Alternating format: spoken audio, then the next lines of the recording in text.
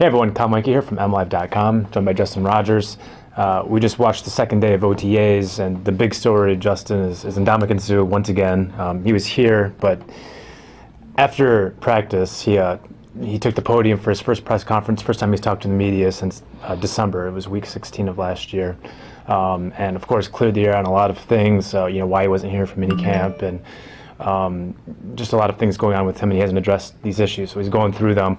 Gets to the last question, actually, and he was asked about staying in Detroit, why he wants to be here, and he drops a bomb. I don't think anyone was expecting this, that he had the option not to come to the Lions in the 2010 draft. What were your impressions of what Ndmaukong said and the reaction to it? Well, let's just say this. I was surprised he talked to the media. Voluntary activity. He's stepping up his game with what's voluntary and what's mandatory. That's two in a row for him. But with the bombshell of he didn't have to be drafted by the Lions, I think it was more a speaking out of turn.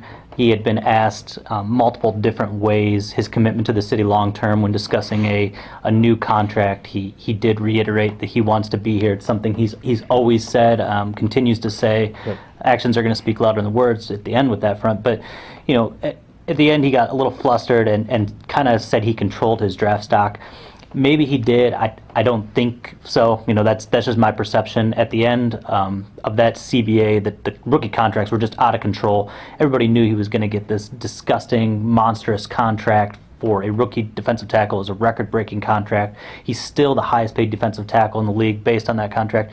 I don't think anybody was coming up to get him. He implied that he could have made himself fall. I guess he could have sabotaged his own pro day workout. I don't know what he was getting at. He didn't take follow-ups. The whole thing was just very strange, but as many people have pointed out, he's changed the narrative from him not being here, from his contract, to this really weird story. It strikes me as almost an Eli Manning situation. Others have broached this as well, but Eli Manning in 2004 had the opportunity. Well, he said he wouldn't play for San Diego, basically, and essentially forced his way out of San Diego to New York. And that's kind of what I gathered from it. And we won't know because Suh didn't take follow-ups. He literally just bolted off the stage after dropping that bomb. Wouldn't take follow-ups. A couple of reporters, including myself, followed him away, and we just asked, "Hey, we're just looking for clarification. We're not trying to bother you, but we need clarification because this is going to get out there." And he just referred us to Lions media. Lions media didn't really give us an explanation for how he could have controlled his draft stock, and that's where we're at. And where we're at is, again, talking about Suh, and I think we'll be talking about this and him again for several days now. This is big, and I've never really heard too many situations like this where a guy could actually control his own draft stock. That's pretty unique. And yeah, the history of guys that have done that have been big-time offense players. You mentioned Eli Manning. John Elway did it. Bo Jackson threatened to sit out an entire year if the Tampa Bay Bucks drafted him. A defensive tackle, a position that isn't valued quite like that, it just doesn't make sense. He doesn't have that kind of leverage. Even though he was an exceptional talent, he's still a defensive tackle at the end of the day. Yeah, it was interesting. I don't think anyone really expected that. We expected Suh to be polite. I expected him to be polite and just try to get out of this because he hasn't spoken in a while, and just trying to get out of this without making too many headlines. And I don't think he achieved that. I think you alluded to it, but I agree. I think he was flustered by the questions coming at him from all angles, and he was trying to, because the question that was asked when he dropped this was, he was asked about why he wants to stay in Detroit, and I think he was just trying to underscore that point about how much he wants to be here and how much he wants to be here long term, and he wants to be a Lion. He's like, look, I had opportunities to go elsewhere when I was first drafted. I wanted to come here. I'm a cornerstone here. I want to be a part of a championship team here, and I think he made a flub, trying to prove that point. Took it a little too far, for sure. There was practice held, believe it or not. We saw a lot of interesting things. It was the first full-fledged Jim Caldwell practice any of the media has seen, any of the public has seen. And I was interested by a couple of things, Justin. Players have talked about the tempo.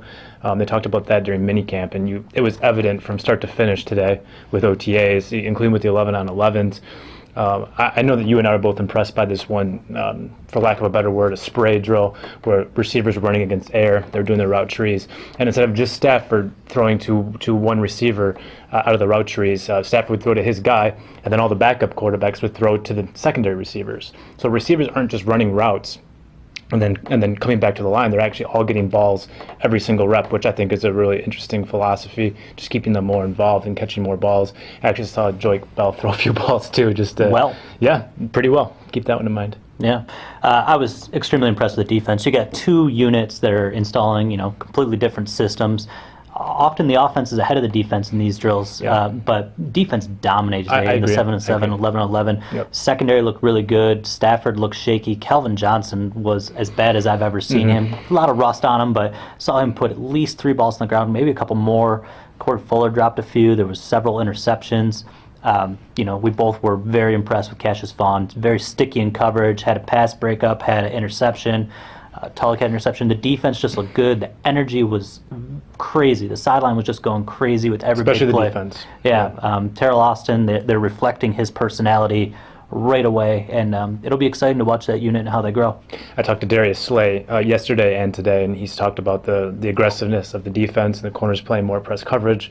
That's something we saw a little bit in 11-on-11s, but just the intensity and the aggressiveness that you see filtering down from Terrell Austin, I think it's manifested itself with the style of defense, and a lot of hooting and hollering after interceptions and pick sixes. And you're right, I thought Cassius Vaughn was the big winner of today, if there is such a thing as a winner at an OTA in May. But he was impressive, and I think he's making a strong bid to make the team as a reserve cornerback. And I'm with you. I thought the big disappointment for me was Kelvin, and you mentioned it with the drops. I saw 3 myself from Kelvin. Got 2 hands on him, dropped 3 of them. But keep in mind, he was not available during mini camp, so he's just coming back and just getting his routine down. So give him some time. It's still May. Yeah, the quarterbacks seemed flustered. I mean, there just was pressure coming from a lot of different angles. The defense almost seemed like it was in chaos because they're working out changes, so there was a lot of flipping, the strong side, weak side, something they haven't done previously. A lot of yelling, communication, seemingly out of place at times before the snap. But once that ball was snapped, they were just flying everywhere and really seemed to fluster the quarterbacks with their reads. That's what we got. OTAs wrap up on Thursday, and then before breaking until next week, and we'll have another 3-day round of OTAs. For Justin Rogers, I'm Kyle Meinke. We're in live. Keep it right here.